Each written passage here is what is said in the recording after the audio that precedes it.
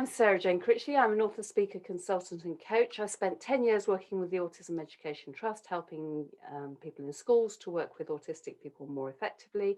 And I'm also autistic myself, and I have two autistic children and an autistic husband and two cats who are definitely Aspies as well. So I speak from both a professional and a personal perspective today.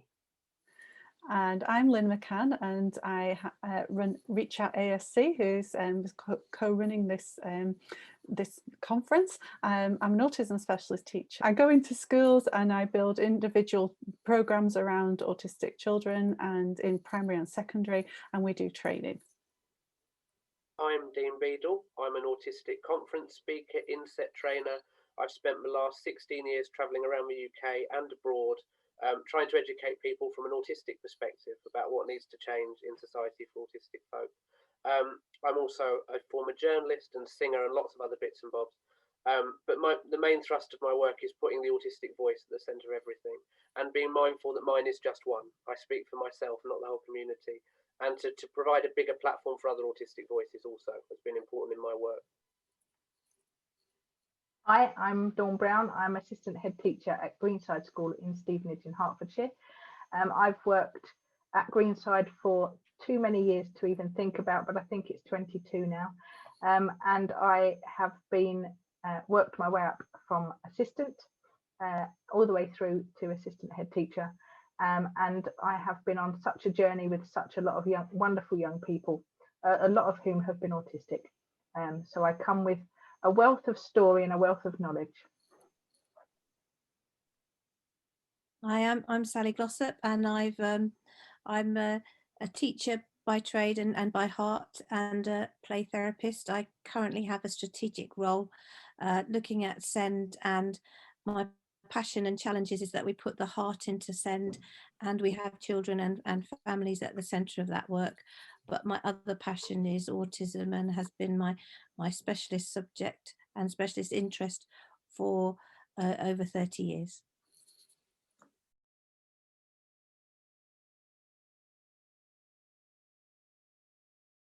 Hello, Sarah Jane, Dean, Dawn and Sally. This is a team of us who have been doing webinars together over this last year, over lockdown, and we've done 3 webinars, and we're going to share you little snippets of each one through some questions that we were asked. So our very first webinar was about lockdown and being at home with your children, your autistic children specifically, and how we were going to make that transition back into school.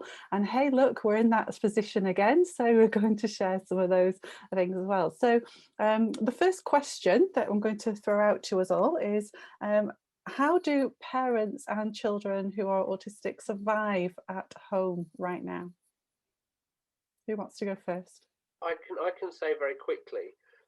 So at the beginning of lockdown, I was doing a lot of stuff on social media. I still do, and I was doing a lot of lives on Facebook and speaking to a lot of parents. And there was a real split I've noticed this year between 50% of parents whose kids really needed the structure of schoolwork, and so they would follow the work that school had sent home to the letter, and they really needed that.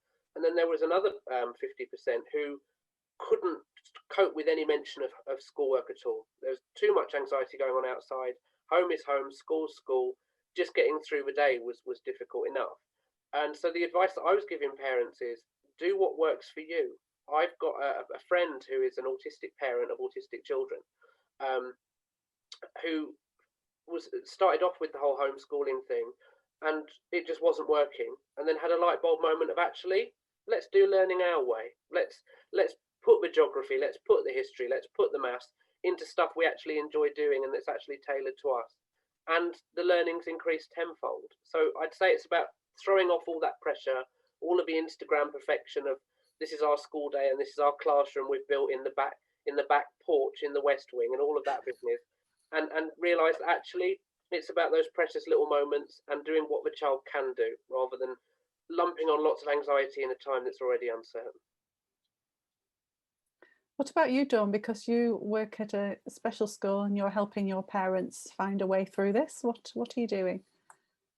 For all of our parents, it's incredibly difficult to be at home. So one of the things that we're working very, very closely with our local social services team, we're called the 0 to 25 team in Hertfordshire, and making sure that those young people who need extra support at home can access it. Of course, we have lots of young people who are in school because they've got EHCPs and they're very vulnerable. And so we're sharing what we can on social media, and I've set up a group with Microsoft Teams this week so that we can manage them to have social time together. And that the parents' feedback from that has been incredible, because those young people were sitting at home and they didn't see another soul apart from their mum and dad, really. But now I had a brilliant day yesterday. I played Animal Crossing. I've never played it before. I haven't got a Nintendo, but they talked me through what I needed to do in order to play Animal Crossing. And on Microsoft Teams, there's a background of Minecraft. And so I was sitting in a Minecraft studio while they did Animal Crossing, and those kinds of things where we're connecting our young people who, because our parents don't come and see each other at the school gates, it's very difficult. So connecting the young people virtually has been an absolute godsend for them. And I'm doing lots of work with Caroline Hill from Making Sense Creative. And we're filming and putting things out on social media to support families to do arts and crafts. So there's lots that we're doing to support at home with learning, but equally we're working with all the other professionals, the nursing team, the 0 to 25 team, to make sure that our young people are getting what they need while they're at home too. Have you got a Facebook page, is it, where they can sort of link, anybody else could look at your creative stuff? Is that possible? Most of it is on our private Instagram, because it's got our young people and they're very vulnerable. But there is access if people want to seek it out and ask me. I will ask you why you want to join us, and if you give me a satisfactory answer, I will let you. It's great, isn't it? Because I saw it myself and I just thought it was so exciting, so nice to share that as well. Anybody else, Sarah Jane or Sally? So our experience has been quite interesting from a family point of view. So I've got 2 older children. They're at the age where they're not requiring the same amount of supervision, but their issues are rather different. And in so many ways, for lots of our young people who are able to work independently, the older teenagers sometimes feel like they've been preparing their entire life for a time where they have to do nothing but sit in their own rooms and do things on computer. And that kind of feels quite natural to them. And I was really struck that, because my daughter had been very poorly for a very long time, the only way she could access education at all for 2 years was to do it online, in her bedroom, in her pajamas, with her cat on her lap. And that was the only thing that worked for her. So now, talking 3-4 years later, having gone to university and actually now being back at home and doing it all online, she's absolutely flying, because she's had that training. She knows how to do that. It's a very familiar way of her doing things. And I think it's really interesting talking to clients who have younger children at home. As Dean was saying earlier, what's been a real joy is that when they've not been at school, they've been able to completely tailor the learning experience around what that child needs. And so there's a child that I'm thinking of particularly who has an absolute love of all things natural. If ever there was a child born for a forest school, she's the one. And she actually goes out and she takes amazing pictures of plants and animals and birds, and she's won awards for her pictures, and she's learning through that. She's learning things about biology, so she's learning things about temperature, she's learning things about geography, she's looking up information around the type of animal it is, the type of bird it is, the range it has, and all sorts of a whole host of things. It's really opening up the world for her in a way that actually when she was at school, she was so overwhelmed, she was sensorily unable to engage, she was borderline shut down and had serious issues when she got home and lots of meltdowns because she was just overwhelmed.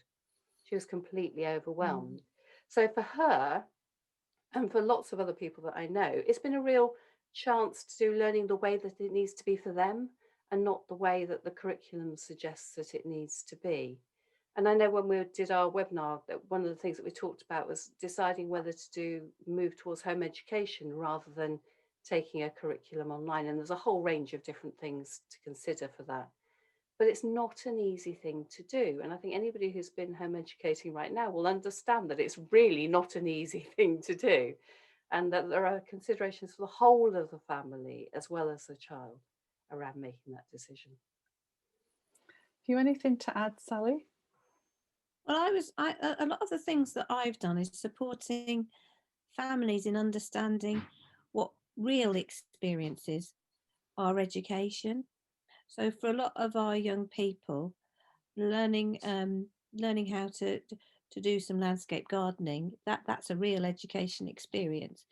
And then for some young people, it's stopping people thinking that they've got to get the phonics right, and looking at the joy of learning in different ways, because I think that's the bit. And if we learn nothing from this year, the thing that I would like us to take away is that we need to really rethink our national curriculum now, and we need to think about what our values are, and what what are children going to fall behind from. They're going to fall behind from national expectations that we all knew were unattainable for many, not the few, for the few, for many, not few people. A lot of our young people can't reach those attainments. So what I would like to think is that we can use this time to really question what is helping develop holistically a young person, and what is the right outcomes. And as a lot of people might know, I'm really focused on destination learning. So what is this experience going to equip our children and young people with? And the bit that worries me is that we are all quite isolated. But I think I know myself, I'm becoming quite comfortable in my routines, and then we're going to throw a hand grenade into the bonfire, and how we manage that, but also how we take. And I've had some very comforting conversations with some inspiring head teachers recently on this is how we're going to do it differently going forward. And those are mainstream head teachers, not just special school head teachers. I And think that whole point of that other the what we called the hidden curriculum for a long time, yeah. I hope will become an exposed curriculum. Yeah, sorry for interrupting you there, but I really think that bigger picture is something. At the moment, lots of people are in the day-to-day thing, aren't they? Like the pressure of the day, like, oh, the school sent me this much to do and how are we going to get through it? But actually, what we have to do is learn from these lockdowns that how much parents and schools should work together, because we know the whole of the child then. Particularly we're thinking about autistic children, aren't we? But any children who don't fit into this very narrow model we've got of education, it's time to change it, isn't it? And I think there's a lot of power from parents who have been working with their children at home to say, actually this works for my child and this doesn't, so actually why don't you change it? And I think as we collect all that together, I'm really hoping there's some good changes. It was really interesting. Can I just, sorry, go on, Dean, after you. Sorry, just quickly, that first of all, that I think a lot of parents are thinking, how do I structure my day so that I can give my child the structure they'd normally have at school, not realizing that home and school are different places, and that structure doesn't have to mean the lessons necessarily. Structure can mean having lunch at the same time every day, having our walk at the same time every afternoon. So it's structure can be as small as that, but it's just having those pegs to hang the rest of the day on that's important. And again, to reiterate the point that it hasn't been a time of national holiday, it's been a time of national trauma, and that has massive impact on executive functioning, on anxiety levels. And so to just be mindful that our kids and our adults, all of our autistic folk, me included, are dealing with a lot of overwhelming anxiety and overwhelm at the moment, and that takes time to work through, and to be mindful of that. There were just two things that I wanted to add to that. I think that's absolutely spot on, Dean. And one of the things that the recovery curriculum, which was developed by Professor Barry Carpenter, was designed to help children deal with, process and move beyond the trauma that we've experienced through this period, and to do it in a way that is safe and supported. And there's some wonderful resources on Facebook. If there are anybody here who's a teacher looking, teachers are making resources for teachers to help them to do that in hundreds of different ways. It's not a curriculum in the sense of you have to do this piece of knowledge. It's just a structure around which to look at the losses that children have suffered and the mechanisms, the levers that you have to help them to recover from that. So that was the first thing I wanted to mention. The second thing was to say, in terms of picking up Sally's point, which I absolutely loved, around what are good outcomes? What should we be aiming for? What is the target we're trying to get to for our young people? I was slightly cheered to hear the Minister, Vicky Ford, yesterday at the TES talk about the fact that the SEN review will be published in 2 to 3 months, and that they will be putting an emphasis on outcomes, and that there will be a consultation. So if anybody is interested in what you think is a good outcome for your child, and please, by all means, write in and say it's not 5 grades A to C or whatever the number thing is this week. It's actually, are they safe? Are they happy? Are they joyful? Can they function? Will they be able to be resourceful when things are tricky? You know, it's kind of, how are we going to build those things? And I think we need to build those into the outcomes that we have. And the final It's thing, interesting that, oh, sorry, go on. I just The final, wanted to just say it's go on, interesting Sally. that you say that, because I've been looking at outcomes and what we would like in our strategy for SEND, and we've talked around it, and I dipped back to 2003 and Every Child Matters. Yes. And I just would hope that people would think we had it right in 2003. That be healthy, make a positive contribution, enjoy and achieve. Those were the titles. Sorry, Sarah Jane, you had one more point. The final point I just wanted to add to that was that Andre Imich actually also announced the fact that there's a training program for schools to help welcome children back in, and to do that in a way that builds their capability. I don't have any more details of it than that, but I'm sure you'll be able to find lots of information on the DFE website. Did you want to add anything else, Dawn? I was just thinking that the only big difference about this lockdown and the first one is that this time the government have produced their guidance on remote learning. And I know that lots and lots of parents feel very pressured to adhere to the guidance. But we have to remember it's just guidance. It's about making that work for you and yours. And I think teachers and head teachers need to be brave enough to say as well, you know, that's a wonderful framework, and we will work within it. But for our cohort, this is what that might look like. And it might not look like for 4 hours of consecutive Zoom lessons. It might not look like everybody has to be ready at 9 o'clock for that first thing in the morning briefing. But what it will look like is good quality learning for each one of those young people who is an individual and needs an individual approach.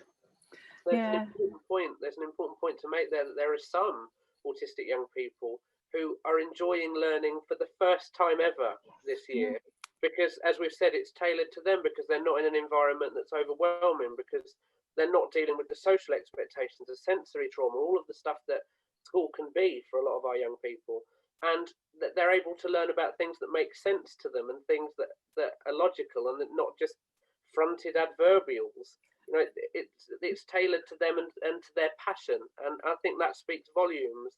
As Sally alluded to earlier, it speaks volumes about what we need to change when whatever the old normal was comes back into fruition.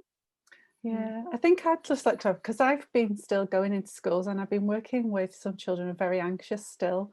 And I think some of that is because we are still expecting them to do the same as everybody else. And, you know, as I work with schools and families to say, actually, let's change those expectations for your child. Some people are still at that point where they're trying to meet the expectations of everybody else, you know, because they're put out en masse, aren't they? And I think there's still that going on. And hopefully in the next, you know, few weeks before we go back to school, that parents do have the courage to stand up and say, that's not right for my child, you need something else. And, you know, there is help out there. You know, you can kind of get in touch with any of us and we'll kind of find some where we can signpost expose you to.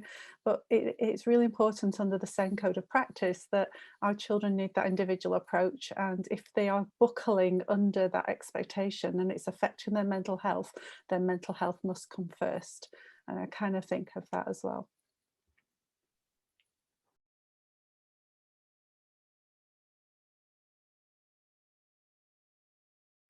Okay, our next question following on from that is, how on earth are we going to get our children to be able to go back to school?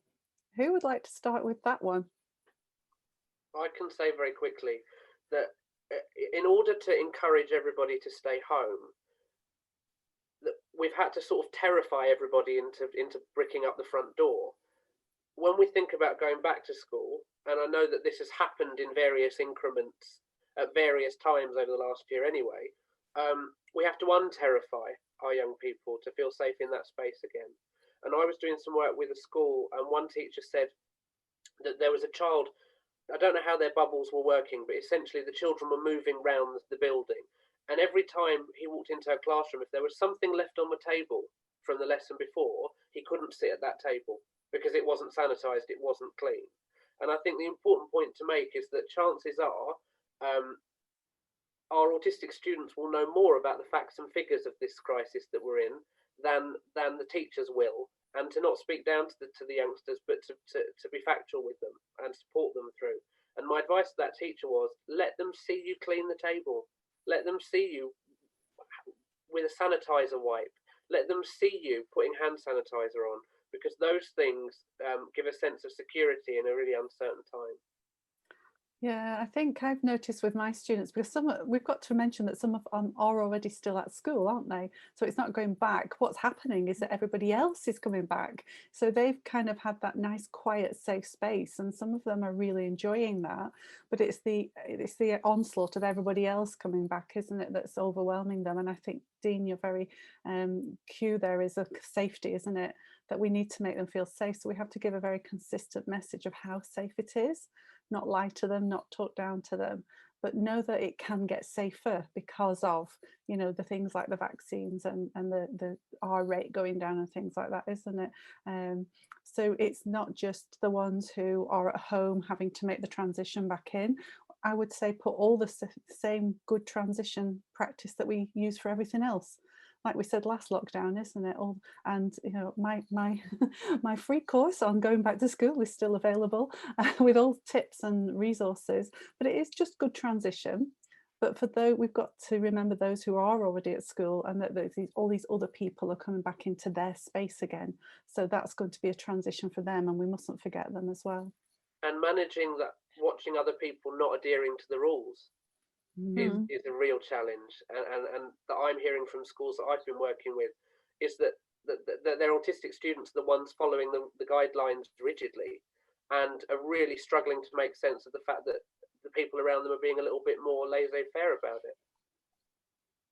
Lynn, you've produced Lynn, you've produced social stories and other things to help autistic young people to cope with many of the questions they've got, and that's something that people could look up, and it's all on your website, isn't it? Mm-hmm. I was just going to say it's that whole bit about making taking away the uncertainty in uncertain times. So it's about being consistent and authentic, and letting people know what it's going to be like.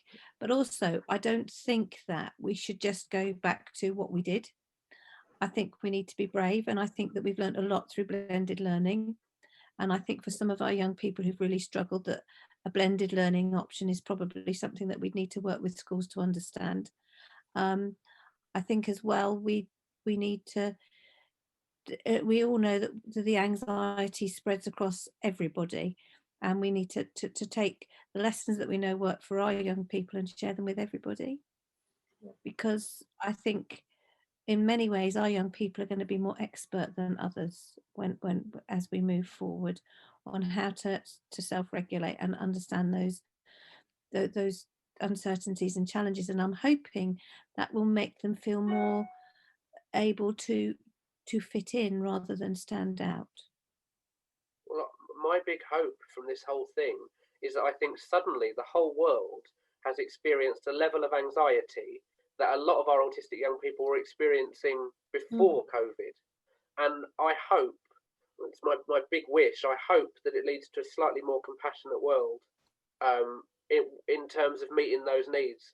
Maybe finally people are realising the level of anxiety that our students are under, and to give them credit for how much anxiety that they deal with, and still turn up and be present and take part and engage, and to give credit for that too. I hope for that. I hope that, as Sally says, I hope that feeds into education as it comes back together. One of the things I've heard some mainstream teachers talking about is how they've got to know their students better as individuals because of the way that they're learning online, and they're having to, you know, engage with them in a very different way. And I would hope that really carries back into when we go back to school, but also the relationship with parents as educators and as knowledgeable about their child. So all that thing around co-production that we've been talking about for so long is, I'm really hoping it is strengthened, that, you know, together with teachers' knowledge and parents' knowledge and the child themselves, we can actually produce something that works for them. You know, this is my hope as well. And I know people's experiences listening to this will be very different and we'll have such a variety.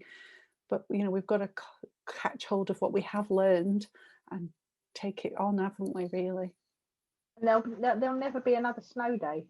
So, you know, we just know now that we can do it all. You know, it's going to be tough moving forward, but there are opportunities, as Sally was talking about, with this blended learning for all of our young people to be involved in everything, whether they're at home or at school. So we've got lots and lots of opportunity that we should really take head on, grasp the mettle, whichever one it is.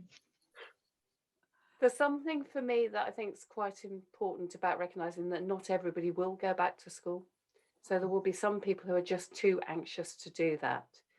And the excuses that we used to have that said we can't possibly do it that way, we can't educate children if they can't turn up at school, no longer hold any weight, because we now know we can. I think there's an opportunity strategically for the government to put some serious resource into providing alternatives that leverage effectively, and people, so teachers don't have to keep duplicating the same thing over and over again, for those who cannot attend a blended provision or who don't have access to that. And I think there is still a real concern around how do we keep young people mentally well and healthy if they are not in school and having that social experience and interacting with other people in the same way. And there is something for me around when we start to open up again, when we're looking at welcoming ourselves back into a more open world rather than the restricted one we currently feel, we need to be aware that our sensory issues might be slightly more sensitive than they were before.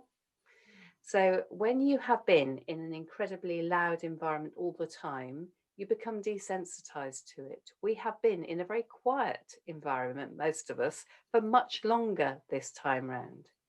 The issue I think that lots of our children with special needs will have is that their sensory profiles will be somewhat different, and they won't kind of go straight into the melee with the joyful approach that lots of other children will. So they might need longer to adapt to that process. And as families and as parents, we might have to help them to bridge that gap and to give them progressively more different sensory experiences on the way, so that it doesn't come as a sudden, overwhelming, horrific shock on Monday, the day that they first walk through the door. There's something about remembering that you can go outside and go for a walk. Even now, you can go outside and go for a walk. And that actually maybe there's a trip to the corner shop that can be done before they go back to school. So it's around building those everyday experiences to build the capability and the confidence to be out there and to stop people being quite so scared. On Sarah Jane's point quickly, I think a big revolutionary thing, or at least I hope, is that for so many years, neurodivergent adults have said the workplace is not accessible for me. I can't sit next to the printer. I can't bear the lights. It's a sensory nightmare. I don't want to deal with all those people. I could do the work really well from home. And for years, so many of those adults were told, sorry, that isn't possible. You need to be in the office. You need to be in the workplace. That argument cannot be put forward ever again. And I hope that it leads to more opportunities, because there are so many neurodivergent adults out there who have so much to offer the workplace, but haven't been able to because workplaces are refuse to be accessible, essentially. And I hope this opens up those opportunities for employment now, and sort of it's got employers on a sticky wicket, because they can't argue anymore that it isn't possible, because we've seen for the last year that it very much is. Do you know what, Dean? Before lockdown, I'd spent a couple of years working with the Environment Agency near us, doing about, supporting autistic people in the workplace. And time again, the thing that they came up as, well, people can't just work at home. And I was like, well, why can't they? And I kept pushing, why can't they? Why can't they? Well, now, they can. And I really support what you said, because that has, personally, the people who were autistic in that workplace, we did a big sensory audit. Actually, Hilary, who works for us, who is autistic, went in and did an audit of what it will be like, very open plan, and, like, desks right next to the kitchen where people were making brews and having chats and things like that, all sorts of things, hot desking, things that can cause a lot of stress. And it was all, well, we can't change this because this is the way we do it, and it's like completely and utterly turned upside down. So really support what you said, and I'm looking forward to get back in touch with those eventually and say, well, how have you changed things? And I will be devastated if you haven't. Okay.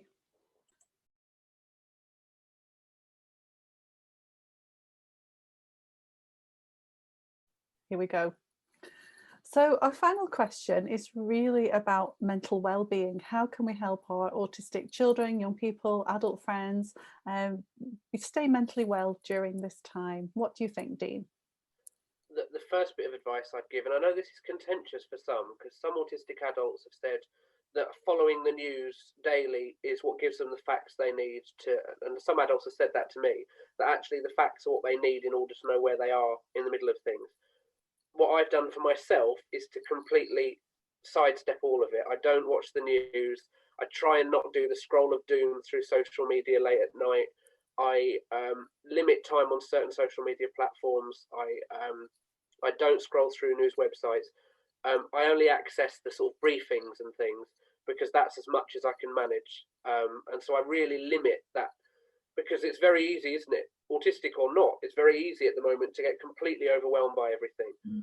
So limiting news has been really important for me. I think also prioritising joy. I spent a lot of time in recent years talking about autistic joy, and I fundamentally believe that there is a level of happiness that autistic people can get to, whether it be around our passionate interest, whether it be around all sorts of things that bring us joy. I get a lot of joy from doors, for example. And my lovely friend Sarah Jane sends me a daily door picture when she goes on her morning walk. And by return, I send her doors too, even though she's never told me she loves doors, but she gets doors back anyway. So prioritising the joy. And I think the other thing, and it was something that Lynn said actually, is we often, when we talk about anxiety, we often talk about how to reduce the anxiety, which is important. But Lynn once said to me, one of the things that you say in schools is what makes you calm, and build that, have that as the bedrock. So that's really important. And I also think it's about being kind to yourself. I put so much pressure on myself at the start of lockdown to get everything done. Now, someone on Twitter said, it enraged me, so much so that I'm still talking about it a year on. Someone said last March, if you don't get all the things done in lockdown that you've never had the time to do, you weren't lacking the time, you were lacking the discipline. And it enraged me, because what I achieved in early lockdown was watching 7 years straight of classic Coronation Street. I did 88 to 96 straight through. That was all I could manage, and getting up and cooking a meal every day. And what was life-changing for me was when I stopped beating myself up about that, and I said, actually, this is what you need to do to survive. And actually, looking back, there was lots of stuff I managed to do in that time, but the pressure to learn a new instrument, to do an open university course, to read all the books you haven't got around to reading was immense. And I'd say it's about taking that pressure off and just saying, actually, right now this is about survival, and it's about balming our souls and surviving through an unprecedented time. Yeah, that's really good. Yeah. What about Sarah Jane? Do you have any? I've got loads. So I sat down and I thought, right, how are we going to do this? And what occurs to me in lockdown 3, having been through 3 of these now, we're on our way. And those of you who are coming to see this in a replay may be seeing it in lockdown 4, 5, or 6, you know, whatever. For those of us who are the dodgy end of lockdown 3, was that we have to actually weaponize self-care.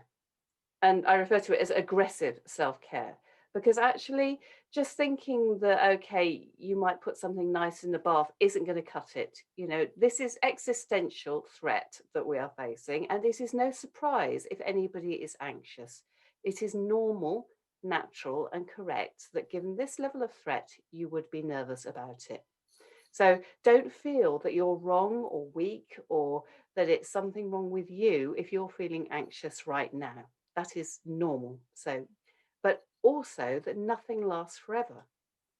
So however appalling the situation that you're in right now, it will not last forever. We just know that nothing lasts forever. It's always transient. And the next thing I want to do is I've got a 5 C's framework. Dean's going to start grinning right now because I did this for friends of his at One-to-One Enfield. So there are 5 C's that I think you can do that will make a real difference. The first C is to control. And it's thinking about what can you control and what can't you control. You control the things you can and you let go of the things you can't, because there's going to be a lot of things that you can't affect. You can't affect whether there's a virus around. You probably can affect what you eat for breakfast. So that's the first thing. The second thing Dean's already talked about, it's curate. So it's to choose what you watch, choose what you listen to. You have to stand guard at the borders of your mind to choose what you allow to come in and what you don't allow to come in. And I think there's something really important for me around picking things that are positive rather than negative. It can get quite tempting to go into lots of films that have threat and violence. And for lots of us, we've actually chosen to see things that are perhaps more familiar, and they harken back to an easier time, or we're seeing 1950s things, or Dean's example of seeing all of it was Coronation Street, wasn't it? So yeah, all of the Coronation Street, or seeing the epic Doctor Who's, or, you know, I've seen the entire series of The West Wing, because finally American politics doesn't look quite as scary. It's one iota less scary than it was from before the election, but we won't talk about the rioting. So that's curate. The next thing is create. So when you stop and you make something brand new, whether that's making a cake or trying a brand new recipe or making a wooden shelf or painting a picture or doing papier-mâché or knitting or sewing, or just creating an environment around yourself where you feel safe and secure. Creating is a really wonderful thing to do. It's an act that's positive, not an act that's negative, and it takes you away from the things that are making you anxious. The next one is to connect, because we are humans. We have a different amount of need for that. Some people need more connection and some people need less, but everybody needs some. Human beings are social beings, so there needs to be some element of that, but it doesn't have to be sort of throwing your arms around somebody. One of the things we've learnt in lockdown is that there are lots of other ways of connecting with people that you know and love. We can do it on Zoom. I'm old enough to remember that you can actually use a telephone. So I've lived a long, long distance away from lots of my family for a very, very long time. And I spoke to my grandmother, who was in her 80s, every single day until the day she died. And you can still connect to those you love using technology. It's a wonderful thing. You don't have to be next to them. Do we miss their physical presence? Yes, of course we do. But we don't have to miss their presence in our lives. And the final one is to care.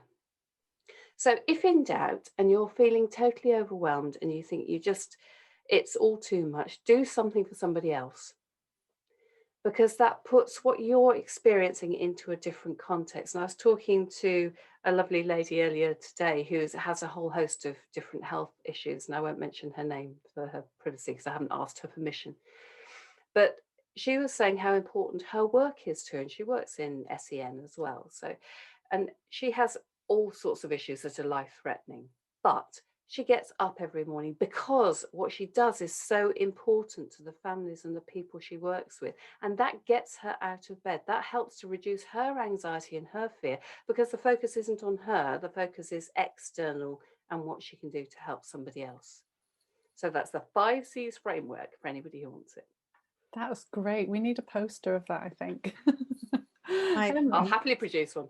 Sally, have you got anything? So I think that the big thing is we've talked about the acceptance and understanding of yourself. I don't think we've talked about that enough, but being happy and content with where you are is what we're striving for. The one that I want to share is that a little girl, she's only 5, and she gets overwhelmed at home at the minute. And yesterday was a big day for her because she said, "I need quiet." And her mum was so proud of her because she was actually able to now recognise she needed quiet. And she went upstairs and she had all her lovely things around her that she's got.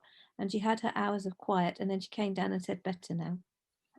And it's those bits. It's about helping us to understand ourselves and not pathologize or over worry about ourselves, and find ways that make us feel better. So I have my horse therapy in the morning and the evening. Someone else is making me feel better, might be lying in bed. Just having that extra 5 minutes, someone else is making me feel better, might be having a cafetiere. It's and for that little girl, it's her monkey and her safe space in her bedroom. And it's us, our role in all of that is to help people find their comfort. And the best way. I also think sometimes we put too much expectation on our autistic friends to fix themselves and normalize themselves, and we need to take that pressure away. You are who you are, and you need to love and accept yourself as who you are, and those around you need to love and accept you as who you are. And I think once you know that you fit, then you stop trying to change yourself, and that's the bit that keeps you well. Lovely. Yeah. Dawn, have you got anything to add? Following on from what Sally's just said, it's so important not to compare yourself to someone else. And Dean was talking about it earlier, and Sarah Jane said a bit about it. This idea that what keeps you calm and alleviates your anxieties is yours. It's not what the person next door to you can do or can't do. It's what you can do or can't do. And just not comparing to someone else, not trying to be someone else, just being yourself and allowing that to happen, because we put so much pressure on ourselves to be calm or to stop worrying or all of those things. They take time. The 5 C's take time to perfect. That you don't just suddenly know how to connect. You don't just suddenly know how to curate. You might suddenly know how to create, because that's a really good one. But all of these things might take a bit of time, and there's no pressure for you to get it right straight away. There's no pressure for you to be someone else. You just have to be you. And if being you doesn't look like so for me, doing what Lynn does, doing what Sarah Jane does, doing what Sally does, I couldn't get on a horse. I don't know what I'd do if I got on a horse. The last horse I got on bolted, so I don't think I'd do it again. And for me, that's anxiety making. But for Sally, it's a place of calm. For Dean, that's the singing that helps him to navigate a fair bit of what happens. But I can't sing for Toffee, and I think you'd all switch this off straight away. Sarah Jane's an incredible painter, And, you know, as much as I admire the incredible talent that she has, I can't do that. And I would be silly to try and force myself to be a jockey, a singer, an artist, or have the creative talent that Lynn has for just being wonderful and knowing what to say, and the support that she gives everybody else. I'm not that person. I'm me, and I have to give myself permission to I do watch the news all the time. I'm constantly searching for government updates. I really need to know what's coming next, just because it helps me to plan, and that's how I stay calm. I'm not any of these other 4 beautiful people on this screen with us now. I'm me, and I accept that, and I know what makes me feel calm, and I will do that. You know what? I want to just add something. We are all different and we're all friends. And one of the things we do share, and you can share with other people, is laughter. You know, and I think that is a lovely thing, isn't it? To be silly a bit, to enjoy things, to find things that are funny, even if it's cats falling off walls, you know, and things like that on YouTube. Do something that finds you laughing and laughing together and making each other laugh, and do that in your family, do that in your school, because laughter is a great medicine, and I think that's a lovely way to sort of help each other. Could I just add one little philosophical point? It's important to point out that we discuss all of these topics in a lot more depth in our webinars, which are available to stream for all of you at almost nothing, almost nothing for you. And in our Next Steps for Autistic Young People webinar particularly, there's a section which I do, which is rather good, about anxiety and specific ways to support anxiety and reduce it. So do seek out the work we've done. It's there for you to enjoy at such a reasonable cost. We're robbing ourselves. Fantastic. And that leads us on. We're going to do it again in March. We've set a date, 17th of March in the evening, 3 whole hours of us all dealing with exploring the social world. So, you know, come and find out what that's going to be about. We're going to put a poster on with this, and we'll send you the link. We'll make sure that is attached to this. Come and talk to us some more, and this time you can interact with us. You can ask your questions, and we can all you know, support one another. So thanks so much, all of you, for joining in this and having this discussion. And let's hope that you're amazing. You're great to work with, and I can't wait until we do our webinar together. So thank you for tonight as well. Thank you. Thank you for being there. Hey, it's Ian here at Studio TV. Thank you so much for joining us here at Getting It Right for Me Live. Let me ask you a really quick question. Are you here because you are hoping to develop your skills and your knowledge and all your learning and understanding around supporting and caring for children and young people with special educational needs and disabilities?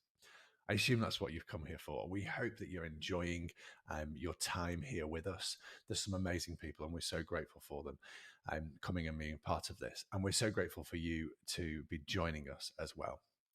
There's a couple of things I just really quickly wanted to introduce you to. First of all, don't forget that you can upgrade your ticket at any time to one of the paid tickets, which we try to keep the price as low as we possibly can, just to cover what we need to help out the speakers a little bit and make sure this event is as good as it can be. What that means is you can access the live Q&A sessions that we're running throughout the event, and you can access all the sessions for up to a year afterwards if you buy one of those paid tickets. Check out the whole school ones. How that works is if you book a whole school ticket, and you can pay online, or you can drop us a line and we'll issue an invoice and we'll sort it all out. That's absolutely fine. But we'll then make it possible for all your staff to be able to access all the sessions here at Getting It Right for Me Live this year. So do hope that's helpful. The other thing I want to mention is, and there are lots of members joining us this week, so thank you so much to those of you who are members, but we have put together, if you're looking to go deeper and access ongoing support and help and training, either as an individual, as a parent, as a professional supporting someone with additional needs, in a school or educational setting, or from a professional point of view, we have put together here at Studio TV with Lynn McCann and her team at Reach Out ASC a fantastic membership that starts at just £10 a month and includes a wide range of courses to help you support those in your care. There's a load of resources and tools, printable things that you can use to work with those children and support them.